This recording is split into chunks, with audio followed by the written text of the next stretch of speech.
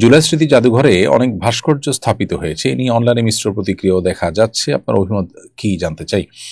প্রিয় দর্শক, আমার অভিমত গুরুত্বপূর্ণ নয়, গুরুত্বপূর্ণ হলো যে জুলাই স্মৃতি জাদুঘরে ভাস্কর্য স্থাপিত হওয়া এটা কি বিগত ফ্যাসিস্ট আমলের ভাস্কর্য পলিটিক্স যেটা ছিল তাদের সেটারই অংশ কিনা বা সেটারই ধারাবাহিকতা কিনা। এটা দুর্ভাগ্যজনক হবে যদি তাই হয়ে থাকে, কারণ এদেশের মানুষ তাদের ট্যাক্সের টাকায় আসলে অনেক দামি দামি ভাস্কর্য স্থাপন করা হবে, এটা আসলে দেশের মানুষ চায় না। এদেশের মানুষের আশা আকাঙ্ক্ষা, এদেশের মানুষের প্রত্যাশা, এদেশের মানুষের চিন্তাধারা, এটা আমরা আসলে নির্মোহভাবে নিরপেক্ষভাবে একটু ভাবলেই কিন্তু আমরা আন্দাজ করতে পারি। এদেশের মানুষ এই সমস্ত অহেতুক অনর্থক কাজে টাকা পয়সা খরচ করাকে কখনো সমর্থন করে না। সেই জায়গা থেকে আমরা বলবো, জুলাই স্মৃতি জাদুঘরে এই সমস্ত ভাস্কর্য স্থাপন করার কোনো মানে নেই।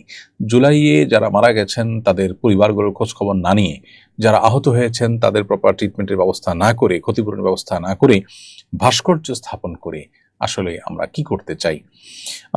এটা আমার মনে হয় নতুন করে ভাবা উচিত। এই যে গতানুগতিক কাজ, এই যে আপনার বিগত সময় থেকে চলে আসা ভাস্কর্য কালচার, এগুলো থেকে আমাদের বেরিয়ে আসাটা খুবই প্রয়োজন। আমি মনে করি এটা গণমানুষের টাকাকে গণমানুষের আশা আকাঙ্ক্ষার বিপরীতে খরচ করার সামিল।